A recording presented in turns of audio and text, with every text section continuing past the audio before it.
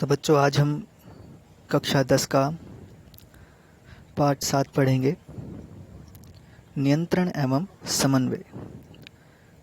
तो इसमें हम क्या क्या पढ़ेंगे, नियंत्रण एवं समन्वय क्या होता है और केंद्रीय तंत्रिका तंत्र में जो हमारा तंत्रिका ऊतक है न्यूरॉन, उसके क्या क्या भाग हैं और वह किस प्रकार कार्य करता है। तो आइए देखते हैं। तो नियंत्रण एवं समन्वय जंतुओं और पौधों सभी जीवों में होता है। संसार के सभी जीव अपने आसपास होने वाले परिवर्तनों के प्रति अनुक्रिया करते हैं। जैसे किसी गर्म वस्तु को छूने पर अचानक हमारा हाथ पीछे हट जाता है, या फिर अगर अचानक से हमारे हाथ कांटे पर लग जाए तो हमारा हाथ पीछे हट जाता है। तो इस प्रकार जो ये गर्म वस्तु है या फिर नुकीली वस्तु है, यहाँ पर यह उद्दीपन का कार्य करती है।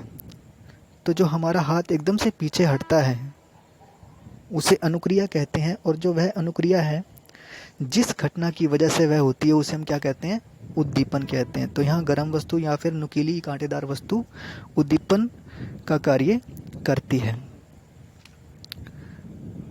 अब जंतु में उद्दीपनों को ग्रहण करने के लिए, अभी हम सिर्फ जंतु की बात करेंगे। जंतु में उद्दीपनों को ग्रहण करने के लिए हमारे शरीर में विशिष्ट मतलब अलग अलग अंग होते हैं जिन्हें हम ग्राही कहते हैं। एग्जाम्पल, आँख। आँख क्या है, प्रकाश को ग्रहण करती है। तो जैसे एकदम से हम अंधेरे कमरे से रोशनी में आते हैं तो हमारी आंखें अचानक से बंद होने लग जाती है। तो वो जो बंद होने की अचानक से जो अनुक्रिया होती है वो किस वजह से होती है, हमारी प्रकाश की वजह से। तो वहाँ उद्दीपन प्रकाश है। अगला अंग है हमारा नाक। तो नाक जो है घ्राणग्राही कहा जाता है उसको, मतलब सूंघना। तो वहाँ पर जो उद्दीपन है वो होती है सुगंध या दुर्गंध, कुछ भी हो सकता है। उसके बाद अगला अंग है त्वचा। त्वचा जो होती है वो स्पर्शग्राही होती है। तो वहाँ उद्दीपन क्या हो गया, ठंडा या गर्म का एहसास होना। उसके बाद कान।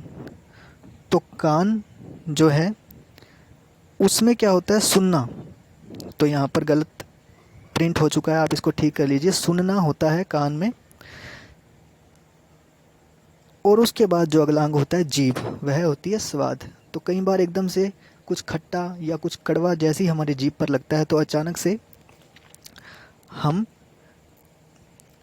मुंह का जो स्वाद होता है वो खराब हो जाता है। तो वहाँ पर उद्दीपन क्या है, स्वाद है।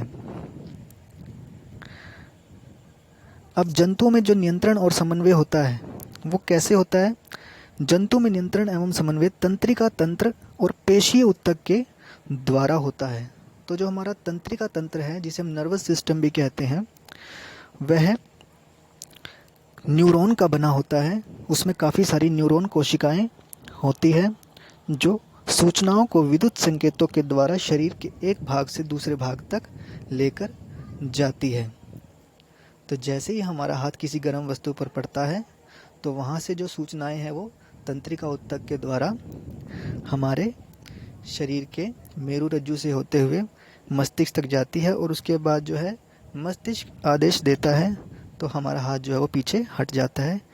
तो इस प्रकार जो है जंतुओं में नियंत्रण और समन्वय होता है पेशीय ऊतक के द्वारा और समन्वय तंत्रिका तंत्र के द्वारा। अब तंत्रिका कोशिका के भाग कौन कौन से होते हैं। तो ये चित्र जो आप देख रहे हैं ये तंत्रिका कोशिका का चित्र है, इसे न्यूरॉन भी कहते हैं।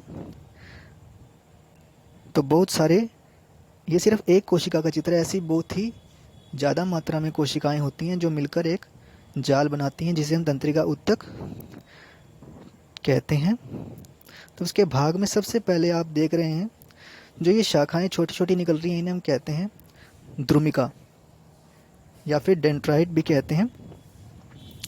तो इसका क्या कार्य है, यह कोशिका काय से निकलने वाली धागे जैसी संरचनाएं हैं जो सूचना प्राप्त करती हैं। मतलब इनका कार्य है सूचना प्राप्त करना। उसके बाद अगला जो भाग है वह है तंत्रिकाक्ष। तंत्रिकाक्ष आप कोशिका में चित्र में देख सकते हैं,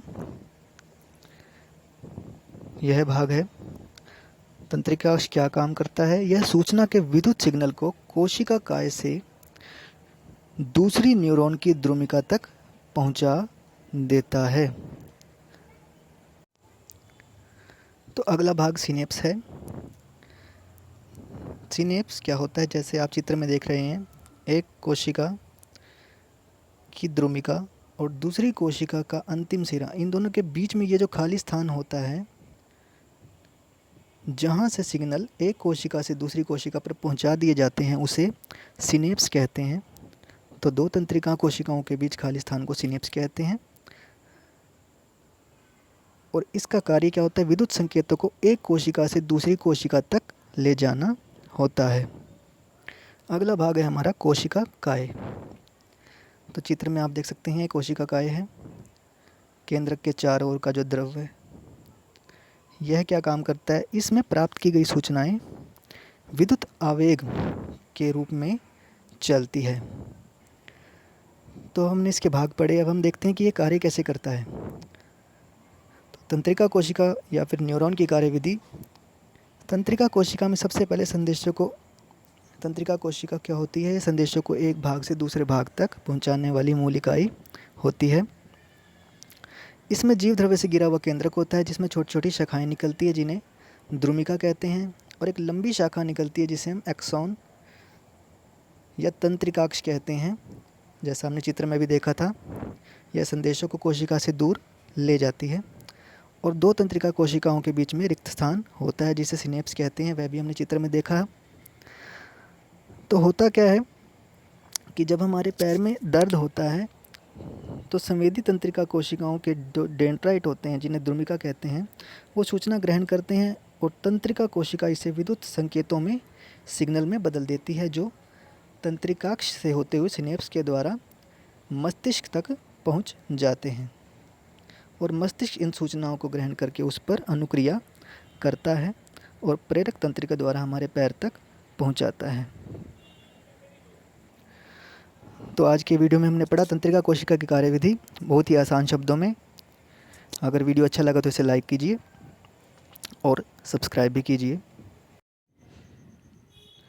ऐसे ही और वीडियो के लिए लाइक कीजिए, सब्सक्राइब कीजिए और साथ में ही घंटी के बटन को भी दबाएं।